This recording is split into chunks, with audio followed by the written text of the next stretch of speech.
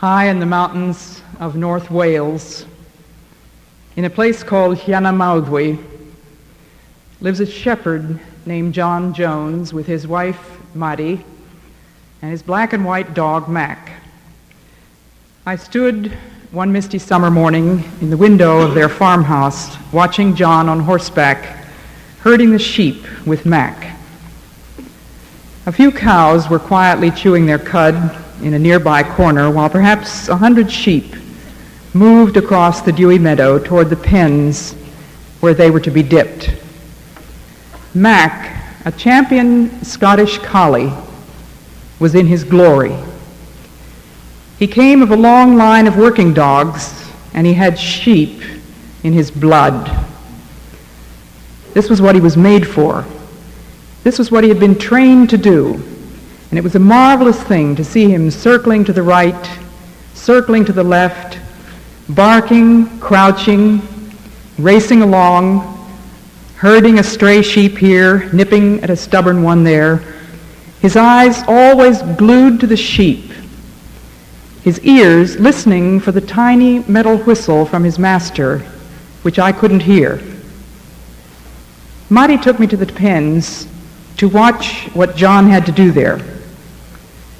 When all the animals had been shut inside the gates, Mac tore around the outside of the pens and took up his position at the dipping trough, frantic with expectation, waiting for the chance to leap into action again.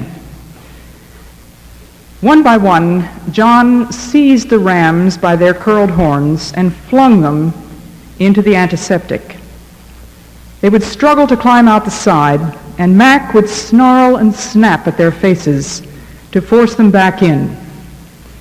Just as they were about to climb up the ramp at the far end, John caught them by the horns with a wooden implement, spun them around, forced them back under again, eyes, ears, and nose, and held them for a few seconds. I've had some experiences in my life which have made me feel very sympathetic with those poor rams. I couldn't figure out any reason for the treatment that I was getting from the shepherd that I trusted. And he didn't give me a hint of explanation.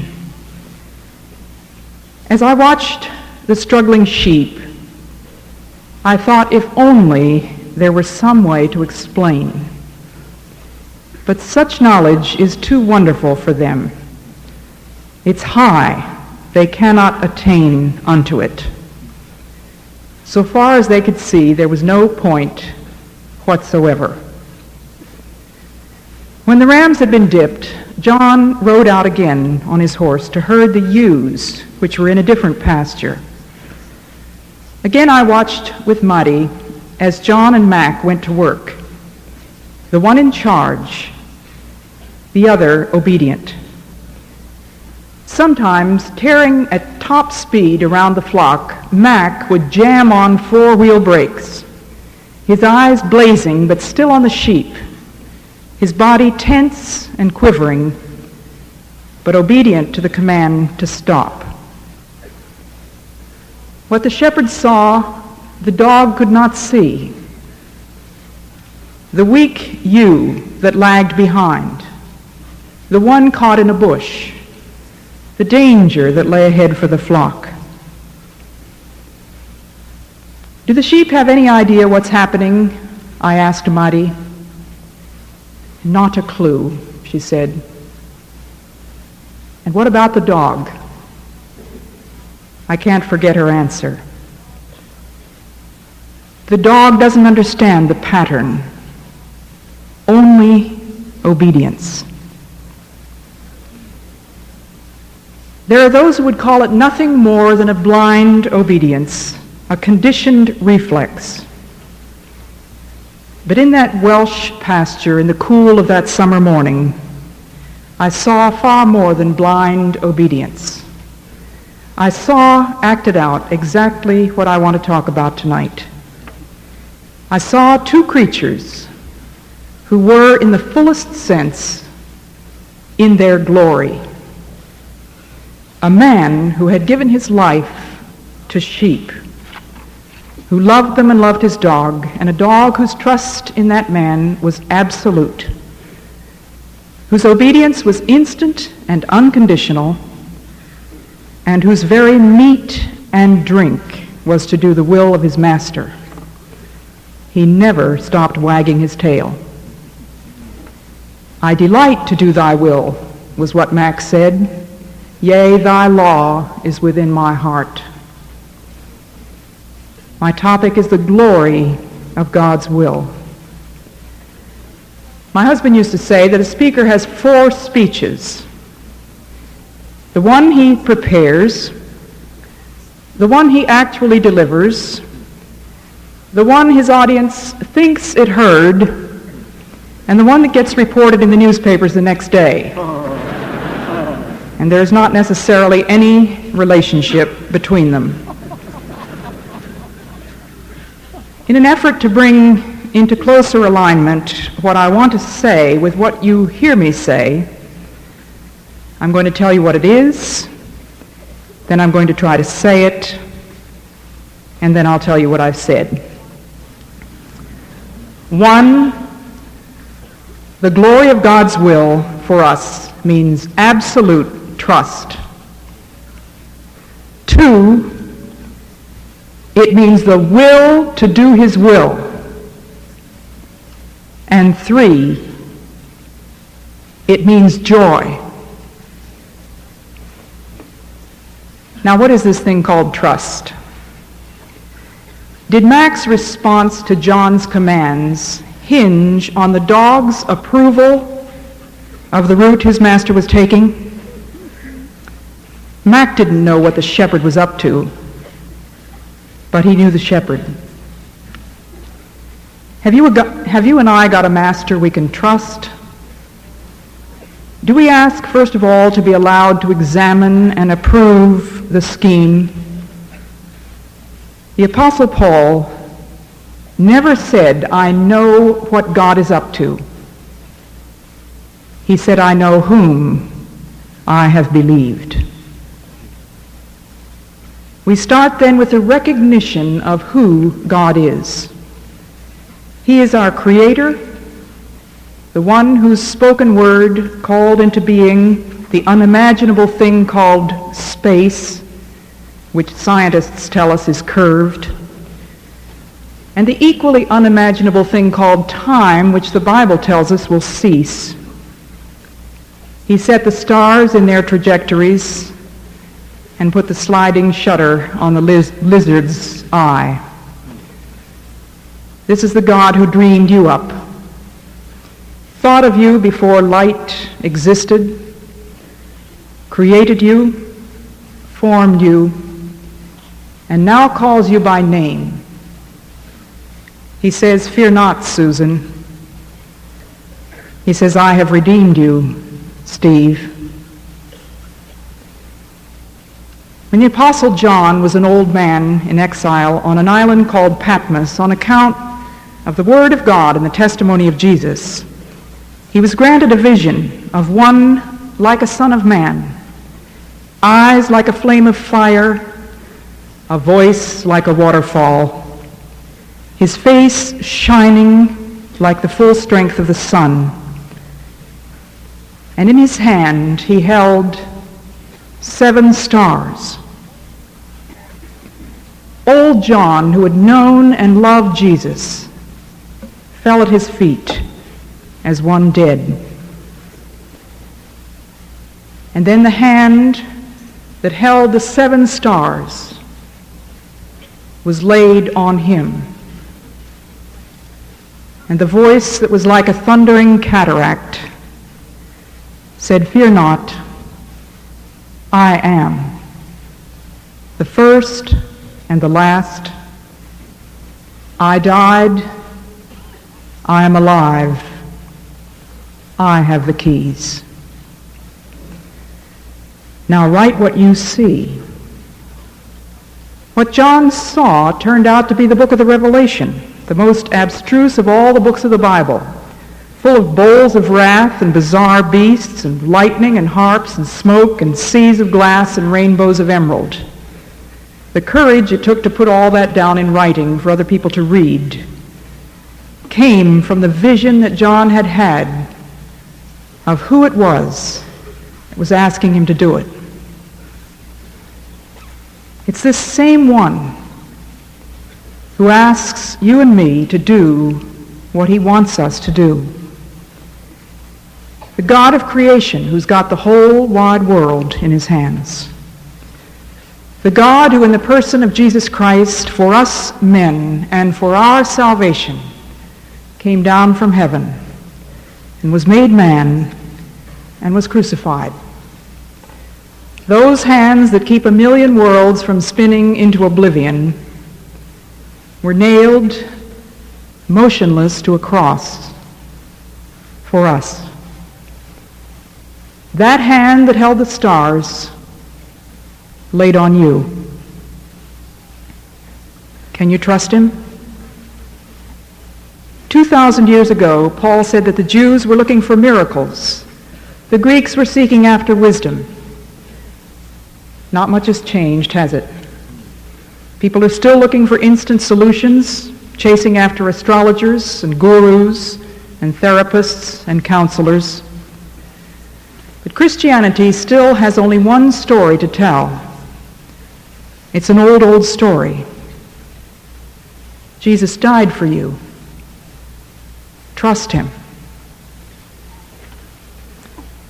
Karl Barth was once asked to sum up in a few words all that he had written in the field of theology. This was the sum. Jesus loves me. This I know, for the Bible tells me so. If you can trust that kind of God, what do you do next? You do what he tells you. You obey. This was the second thing that I saw as I watched the shepherd and his dog. If you know your master, you will to do his will. This world is his show. He's running it. Do we think of it as under our management? Created for the service of our own desires? Do your own thing, they tell us. They even say, if it feels good, do it. Have you ever heard a more idiotic piece of advice? Is it our world a sort of make-your-own Sunday proposition, with the will of God just a nice, creamy squirt of earthly success and heavenly approval that goes on top? The will of God is not something you add to your life. It is a course you choose. You either line yourself up with the Son of God and say to the Father, thy will be done. Or you capitulate to the principle which governs the rest of the world and you say, my will be done. Harry Blamires has said, from the human race today goes up one mighty prayer of praise and one tremendous shout of defiance against the loving rule of God.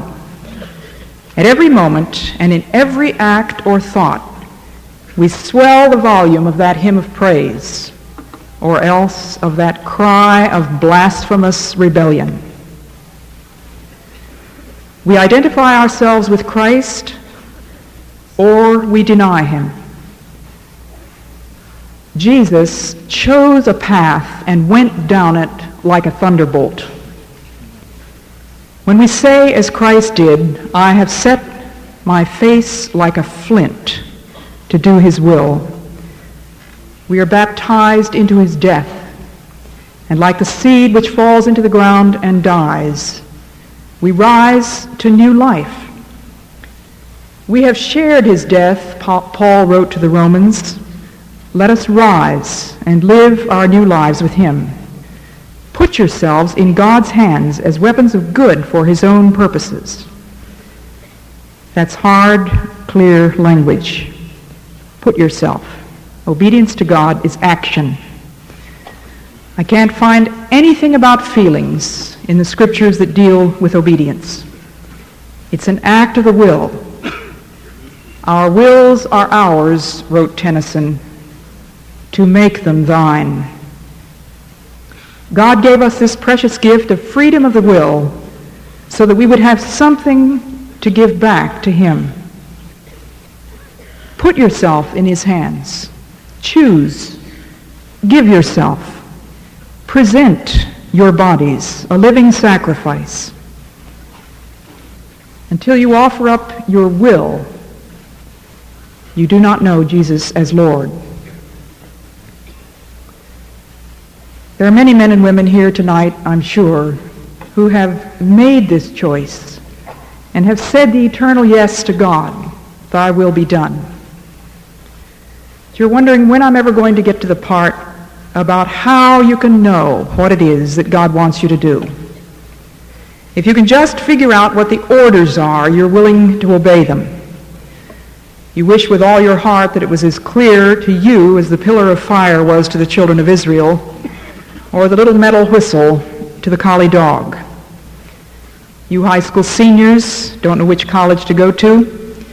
You college freshmen wonder what you're going to major in. A lot of you came to Urbana perplexed about a missionary career. Are you called or not?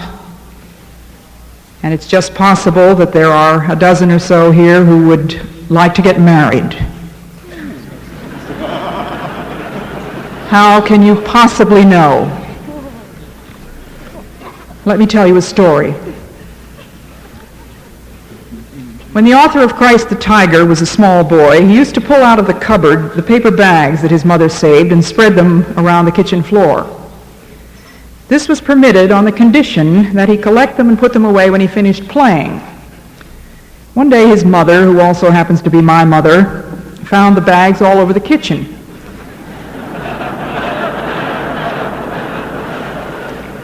And Tommy in the living room where his father was playing the piano.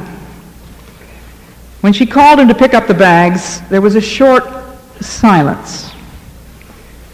And a small voice, "But I want to sing Jesus Loves Me." My father took the opportunity to point out that it's no good singing God's praises while you're being disobedient. To obey is better than sacrifice, and to hearken than the fat of rams. To will to do God's will involves body, mind, and spirit, not spirit alone. Bringing the body under obedience means going to bed at a sensible hour, watching your weight, cutting out the junk food, grooming yourself carefully for the sake of others. It means when the alarm clock goes off, your feet hit the floor. You have to move. Some of you remember hearing of Gladys Aylward, that remarkable little London parlor maid who went to China as a missionary. She spent 7 years there of happy single life before an English couple came to work nearby. And as she watched them, she began to realize that she had been missing out on something wonderful.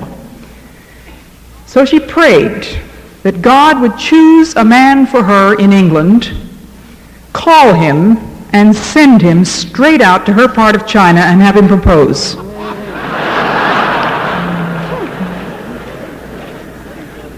Then as she told me this story, she leaned toward me on the sofa where we were sitting, her bony little finger pointing into my face.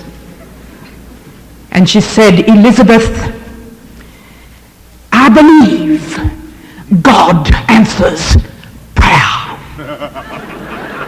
He called him, but he never came."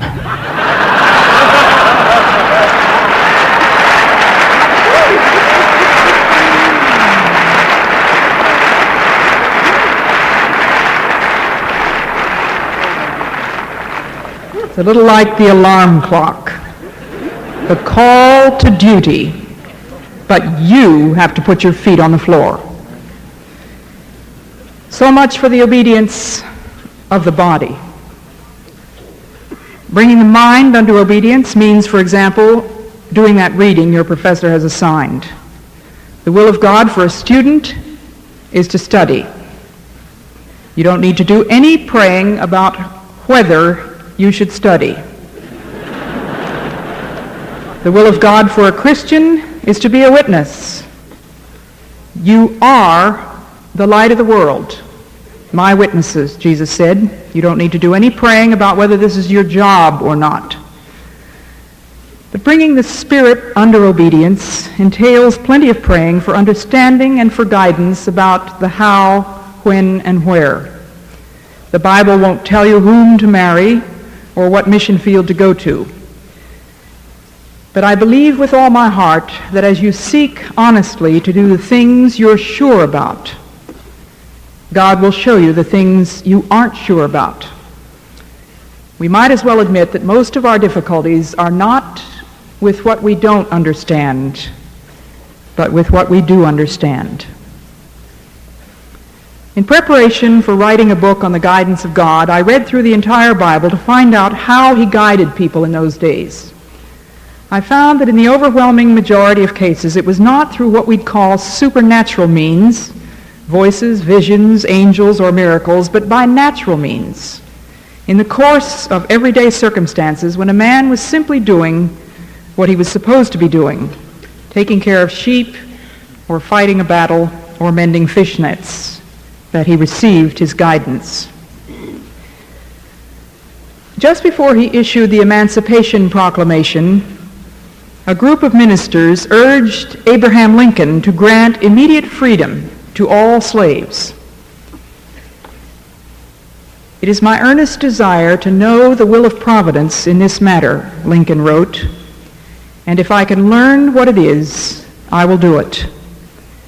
I suppose it will be granted that I am not to expect a direct revelation. I must study the plain physical facts of the case and learn what appears to be wise and right. The subject is difficult, and good men do not agree. Lincoln sets for us a sane and humble example. There's no reason to assume that divine guidance is a purely spiritual matter or an inward impression. If we belong to the Lord, lock, stock, and barrel, body, mind, and spirit, why should we expect him to employ only the Spirit? Lincoln said, I must study the plain, physical facts of the case. If the case happens to be the matter of becoming a missionary, you have to believe that God has something to do with your even considering such a career at all. What brought it to your attention? How come you're here at Urbana? Think of all the things that had to fit together to get you here at all. You heard about it, friends talked about it, you couldn't see giving up your Christmas vacation to go and listen to a bunch of preachers or missionaries. You didn't have time, you didn't have the money, and here you are. You ask God to speak to you.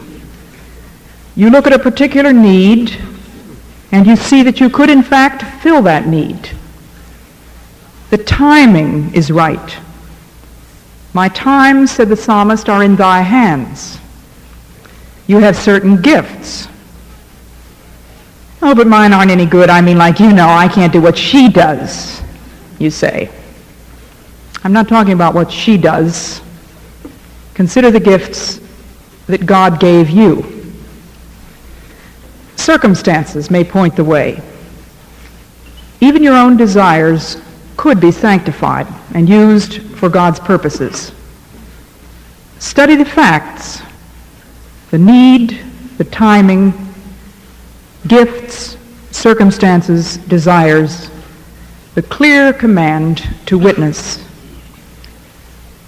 Use your head. Don't over-spiritualize. Trust the shepherd to show you the path of righteousness for his name's sake. And remember that nobody can steer a car that's parked. 1 week before I graduated from college, I learned that a young man named Jim Elliot was in love with me. For months, I had been hoping that this would happen.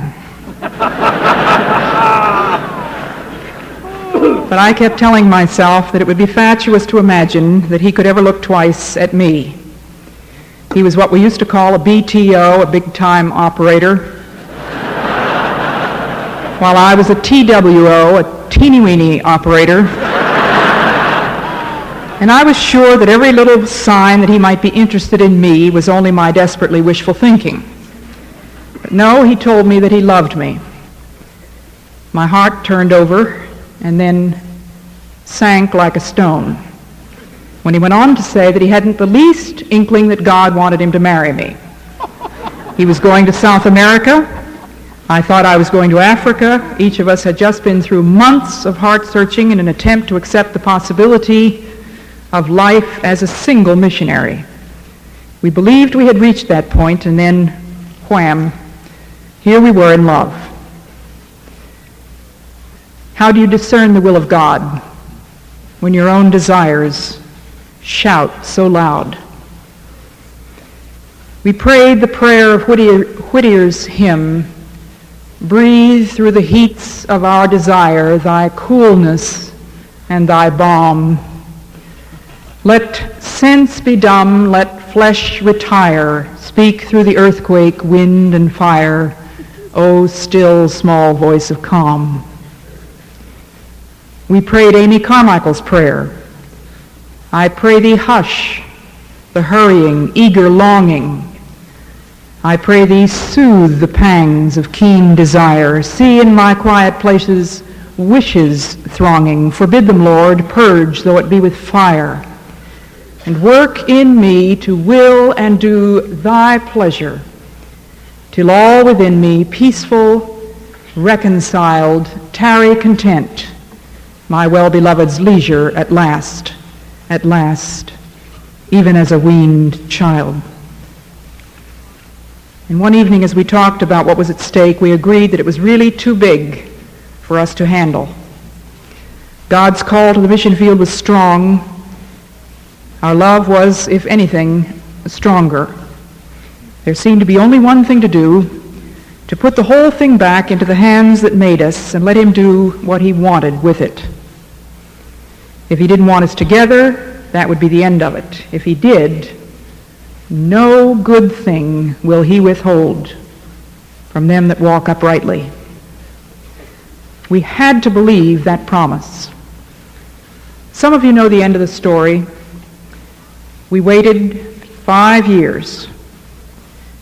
Then God gave us to each other for 2 years. Does this make the will of God sound even more scary? Let me go on to the third lesson. You've forgotten the first two by now. The shepherd and his dog reminded me that the glory of God's will means first, absolute trust. It means second, the will to do his will. And it means, believe me, young men and women, it means joy. It can't mean anything less from the kind of God we've been talking about.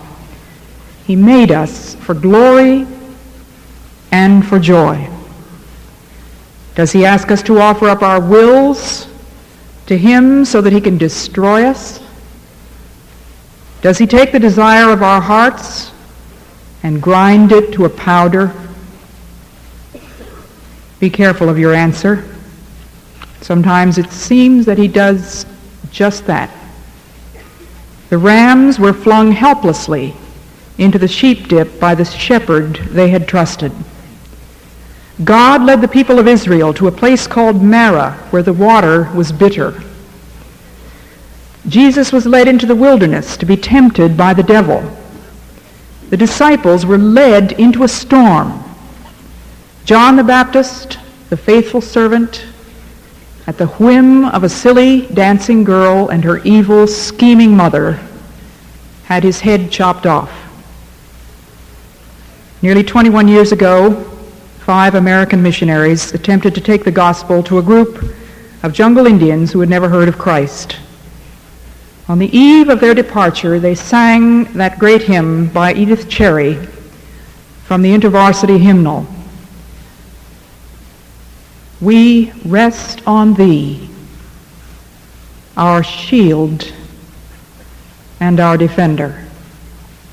We go not forth alone against the foe. Strong in thy strength, safe in thy keeping tender, we rest on thee, and in thy name we go. One of the men was Jim Elliot, my husband by that time, who had written in his diary when he was a junior in college, "Father, take my life, yea, my blood, if thou wilt. It is not mine to save. Have it, Lord." Months of preparation went into the effort to reach the Auca Indians of Ecuador. The men prayed, planned, worked, dropped gifts from an airplane, and believed at last that God was clearly showing them that it was time to go. They went, and Jim's prayer was answered far more literally than he could have envisioned. They were all speared to death. 5 men who had put their trust in a God who represents himself as our shield were speared to death.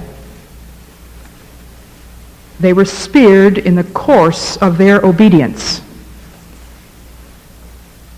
Now, what does that do to your faith? Does it demolish it? A faith that disintegrates is a faith that has not rested in God himself. You've been believing in something less than ultimate, some neat program of how things are supposed to work, some happiness all the time variety of religion. You have not recognized God as sovereign in the world and in your life. You've forgotten that we're told to give up all right to ourselves, lose our lives for his sake, present our bodies as a living sacrifice. The word is sacrifice. In one of Jim Elliot's love letters, and they were different from most, I can assure you, he reminded me that if we are the sheep of his pasture, we are headed for the altar. That isn't the end of the story. To get back to the question as to whether God grinds our hopes to powder, the will of God is love. And the love of God is not a sentiment in the divine mind. It's a purpose for the world. It's a sovereign and eternal purpose for every individual life. Everything that happens, says Romans 8:28, fits into a pattern for good. There's an overall pattern. When my second husband was a boy, he used to visualize God sitting up there surveying a huge chart. He said he got this idea from the Lord's Prayer, "Our Father, which art in heaven."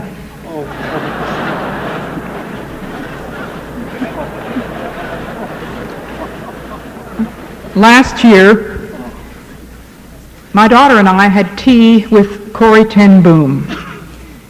As she talked about her own experience and that of my husband Jim, she took out a piece of embroidery which she held up with the back to us. Just a jumble of threads which made no sense at all.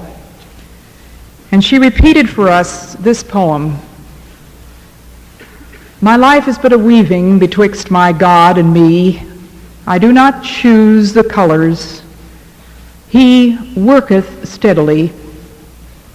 Ofttimes he chooseth sorrow, and I in foolish pride forget. He sees the upper, and I the underside." She then turned the piece over, and we saw that it was a gold crown on a purple background. The dog doesn't understand the pattern, only obedience. As George MacDonald put it, obedience is but the other side of the creative will. I have 2 more things to say about why the will of God means joy. It is redemptive, and it transforms. It is redemptive, for it means joy not only for me as an individual, but for the rest of the world as well. Did it ever occur to you that by your being obedient to God, you are participating with Christ in his death and then in his redemptive work? Paul told us this. He said, we have shared his death. We are weapons of good for his own purposes. Your response helps all the rest of us. Obey God, I say to you, for his sake, first of all. Obey him for your own sake. If you lose your life, remember he promised you'd find it. But obey him too for my sake, for the sake of all of us. There's a spiritual principle here, the same one that went into operation when Jesus went to the cross. It's the principle of the corn of wheat. The offering up of ourselves, our bodies, our wills, our plans, our deepest heart's desire to God is the laying down of our lives for the life of the world. This is the mystery of sacrifice. There is no calculating where it will end. This is what I mean by transformation. The bitter water, the wilderness, the storm, the cross are changed to sweetness, peace, and life out of death. God wills to transform all loss into gain, all shadow into radiance. I know he wants to give you beauty for ashes. He's given me the oil of joy for mourning, the garment of praise for the spirit of heaviness. Jim Elliot and his 4 companions believed that the world passes away and the lust thereof, but he that doeth the will of God abideth forever. Another translation says they are part of the permanent and cannot die. In Jim's own words, by giving up what he couldn't keep, he gained what he couldn't lose. Jesus had to go down into death. The corn of wheat had to be buried and abide alone in order to bring forth life. I've told you what I was going to say. I've said it. The glory of God's will means trust. It means the will to do his will, and it means joy. Can you lose? Certainly you can. Go ahead and lose your life. That's how you find it. What's your life for? Jesus said, my life for the life of the world. You must meet with the Lord each day too. Now, when you and I were younger, I can remember some of the things you did. I don't know how you meet the Lord now. I know you do. And I know the students would like to hear something of how you meet God in your own personal quiet time. Would you share us a little bit with that? I get up early enough in the morning to be able to do this before breakfast. I spend half an hour, 45 minutes usually. And I try to start out with a hymn. I don't sing it out loud. I have seminary students who live in my house, and I don't think they'd appreciate being wakened at that hour with me singing. But I go over the words of some morning hymn, such as Glory to Thee, My God, or When morning gilds the skies, my heart awakening cries, may Jesus Christ be praised. There are times when, if I were to express my own true feelings, it would be when morning gilds the skies, my heart awakening cries. Don't tell me it's time to get up already. But as I said a few minutes ago, our obedience is not dependent on our feelings. We have to do a lot of things we don't feel like doing. I then read the Bible, asking God to open my eyes. I try to read straight through the Bible consecutively, and I read normally about 3 chapters a day, and make notes and underline. Sometimes I do topical studies or underline particular kinds of words. Sometimes it's marvelously illuminating to underline the verbs in a chapter or the nouns in a chapter. And then I pray, and I have a list. My memory is terrible, so I have a list of people that I pray for every day, and then another separate list for each day of the week, which I usually go through very routinely, and you can be sure that I don't necessarily have any accompanying feelings that goes along with this. As somebody has said, pray when you feel like praying, pray when you don't feel like praying, and pray until you do feel like praying. And if I were to limit my prayers to times when I felt very religious or very spiritual, I would have done very little praying in my life. Then I also should say that I regard prayer as work. If it were just feelings, then I guess we could limit it to fun. But I do think prayer is work, and it's meant to be intercessory. Prayer is certainly meant to be work. Then if I have time left over, maybe five or 7 minutes or so, then I read some other kind of book besides the Bible. Right now I'm reading a marvelous book called The Courage to Pray by Metropolitan Anthony. Thank you very much.